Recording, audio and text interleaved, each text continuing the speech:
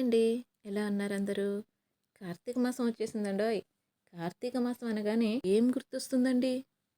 స్నానము, దానము, ఉపవాసము కదా!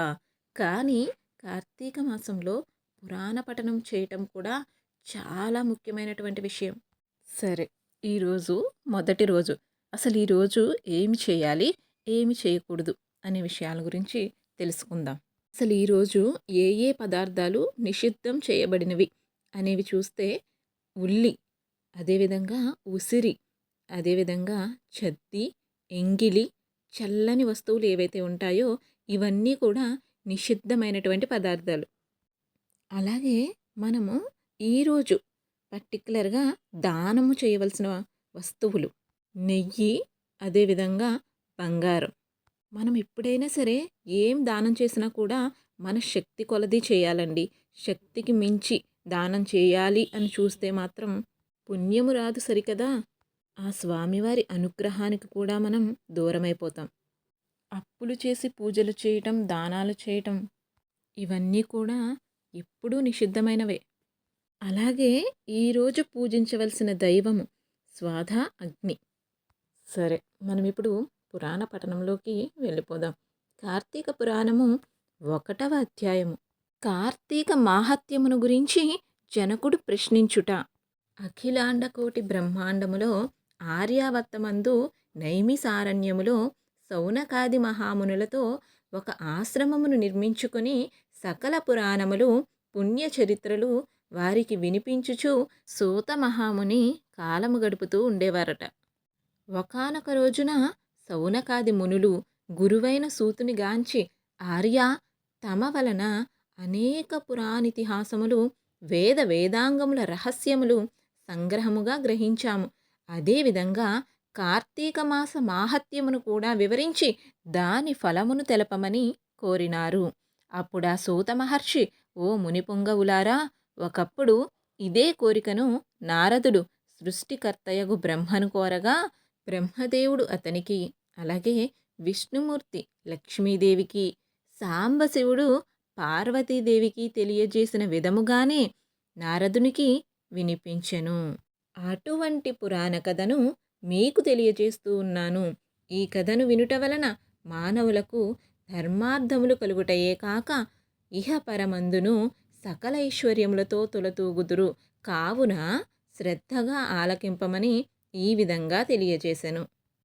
పూర్వము ఒక రోజున పార్వతీ పరమేశ్వరులు గగనంబున విహరించుచూ ఉండగా పార్వతీదేవి, ప్రాణేశ్వర, సకల ఐశ్వర్యములు కలుగజేయనట్టిది, సకల మానవులు వర్ణ భేదములు లేక ఆచరించగలిగినది, శాస్త్రసమ్మతమైనది, సూర్యచంద్రులు ఉన్నంత వరకును ఆచరింపబడేది అయినటువంటి ఒక వ్రతమును వివరింపమని పార్వతీదేవి పరమేశ్వరుణ్ణి అడిగినారట.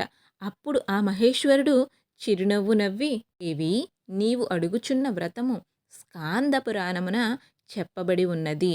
దాన్నిప్పుడు వశిష్ఠ మహాముని మిథిలాధీశుడైనటువంటి జనక మహారాజుకు వివరింపబోచున్నారు. మిథిలా నగరములో వశిష్ఠుని రాకకు జనకుడు ఎంతో సంతోషించి అర్ఘ్యపాద్యములతో సత్కరించి కాళ్ళు కడిగి ఆ జలమును శిరస్సుపై జల్లుకొని, ఓ మహాయోగి మునివర్య, తమ రాక వల్ల నేను, నా శరీరము, నా దేశము, నా ప్రజలు పవిత్రులమైతిమి. తమ పాదధూళిచే నా దేహము పవిత్రమైనది. తమరిక్కడికి ఏల వచ్చితిరో సెలవిమ్ము అని జనక మహారాజు వశిష్ఠ మహామునిని అడిగారట.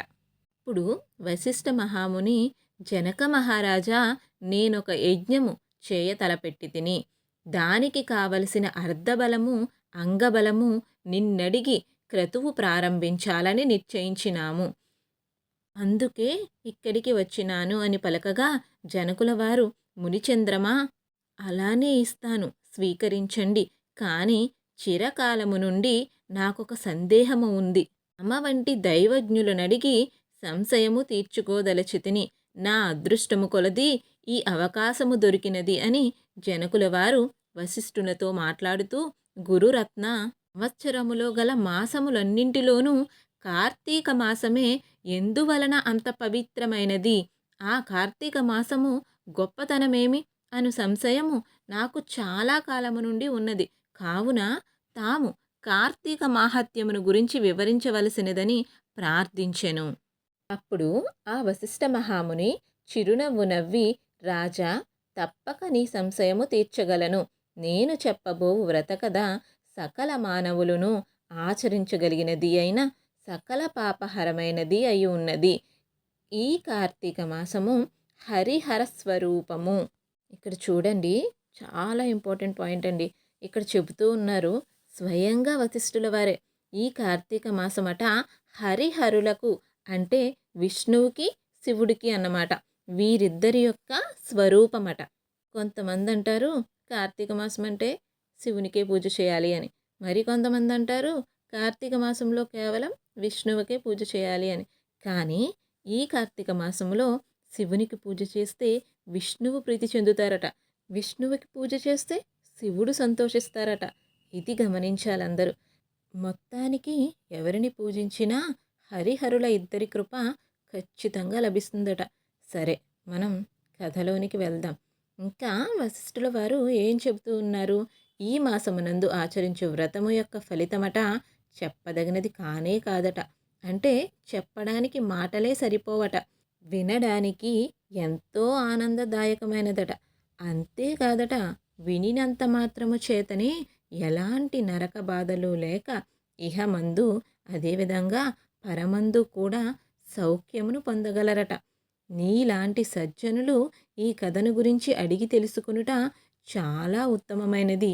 ఇక్కడ గమనించండి, వశిష్ఠుల వారు అంటున్నారు జనకుల వారిని, నీ వంటి సజ్జనులు ఈ కథను తెలుసుకునుట ఉత్తమము, శ్రద్ధగా ఆలకింపు అని చెప్పాను.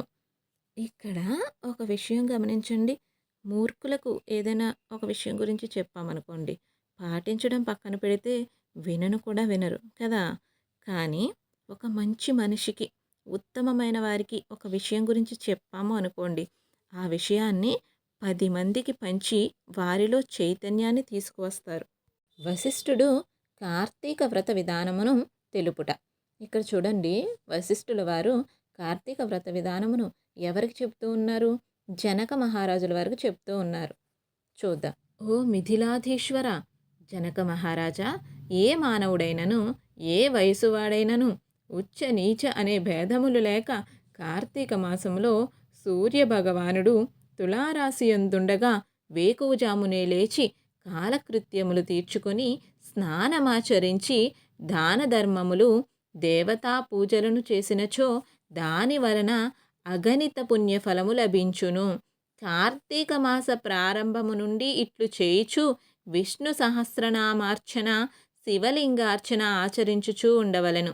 ముందుగా కార్తీక మాసమునకు అధిదేవతాగు దామోదరునికి నమస్కరించి, ఓ దామోదర, నేను చేయు కార్తీక వ్రతమునకు ఎట్టి ఆటంకములు రానీయక నన్ను కాపాడుము అని ధ్యానించి వ్రతమును ప్రారంభించవలెను. తరువాత మనకి చెప్తూ ఉన్నారు కార్తీక స్నాన విధానమును గూర్చి. కార్తీక స్నాన విధానము. ఓ రాజా, ఈ వ్రతమునాచరించు దినములలో సూర్యోదయమునకు పూర్వమే లేచి కాలకృత్యములు తీర్చుకొని నదికి పోయి స్నానమాచరించి గంగకు, శ్రీమన్నారాయణునికి, పరమేశ్వరునికి, భైరవునికి నమస్కరించి సంకల్పము చెప్పుకొని మరలా నీట మునిగి సూర్యభగవానునికి అర్ఘ్యప్రదానమిచ్చి పితృదేవతలకు క్రమప్రకారముగా తర్పణములిచ్చి గట్టుపై 3 దోసిళ్ల నీళ్లు పోయవలెను. ఈ కార్తీక మాసములో పుణ్యనదులైన గంగా, గోదావరి, కృష్ణ, కావేరి, తుంగభద్ర, యమున మున్నగు నదులలో ఏ ఒక్క నదిలోనైనను స్నానమాచరించిన ఎడల గొప్ప ఫలితము కలుగును.